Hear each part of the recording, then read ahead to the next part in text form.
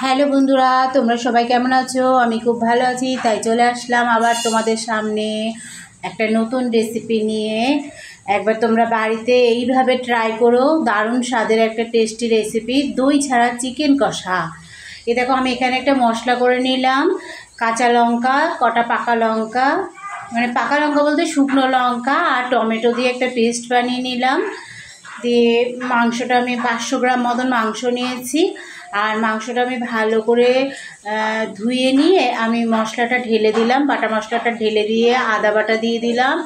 আর দিয়ে দিয়েছিলাম গোটা রসুন আর পেঁয়াজ কুচানো, কিছুটা পেঁয়াজ কুচানো দিয়ে ওপরে দিয়ে দিলাম হলুদ গুঁড়ো আর পরিমাণ মতো লবণ।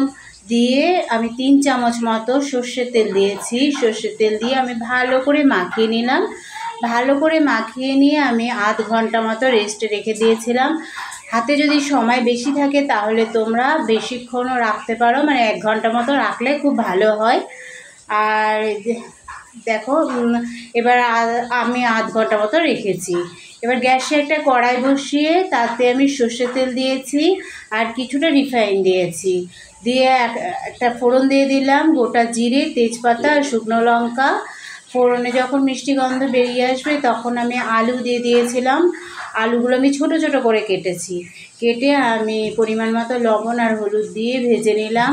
ভাজা হয়ে গেলে আমি এখানে আর একটা বাটা মশলা করে রেখেছিলাম, কিছুটা পেঁয়াজ আর রসুন আর কাঁচা লঙ্কা দিয়ে বেটে নিয়ে আমি দিয়ে দিলাম। ওটা দিয়ে কষিয়ে নিয়ে যখন কষানো হয়ে যাবে মশলা, তখন আমি চিকেন দিয়ে দিলাম। চিকেন দিয়েও আমি কিছুটা কষিয়ে নিলাম। দেখো, কষানো থেকে অনেকটাই জল বেরোয়, তো মাংস থেকে অনেকটা জল বেরোয়, তাই আমি কিছুক্ষণ না ঢেকে কষিয়ে নিলাম। তারপরে আমি ঢাকা দিয়ে দিয়ে কষাবো। আর আমি এরকম 2-3 বার ঢাকা দিয়ে দিয়ে কষালাম। কষানো থেকে যখন জল বেরিয়ে আসবে, দেখো কতটা সুন্দর কষানো হয়েছে। এবার কষানো থেকে যখন জল বেরিয়ে আসবে তখন আমি অল্প জল দিয়ে দেব। আর আমি জলটা দিয়েছি, তোমাদের দেখানো হয়নি। জল দিয়ে আমি কিছুক্ষণ ঢেকে রাখবো। ঢাকা সরিয়ে আমি কসুরি মেথি আর গরম মশলা দিয়ে দেব। দিয়ে আমার এখানে চিকেন সেদ্ধ হয়ে গেল।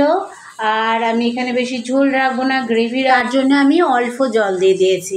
দিয়ে একটা পাত্রে ঢেলে নিলাম আর পরিবেশন করে দিলাম, মেয়েদের দিয়ে দিলাম আর আমিও নিয়ে নিলাম।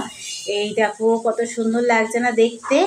আর ভাত আমি নিয়ে নিলাম এখানে। আর আমি নিয়েছিলাম পটল পাতার বড়া আর চিকেন কষা আর শসা। স্যালাডে নিয়েছিলাম শসা। যা স্বাদ হয়েছিল, তোমরাও বাড়িতে একবার ট্রাই করো। আর ভালো লাগলে একটা লাইক, কমেন্ট, শেয়ার করে দিও। আজকের মতো টাটা।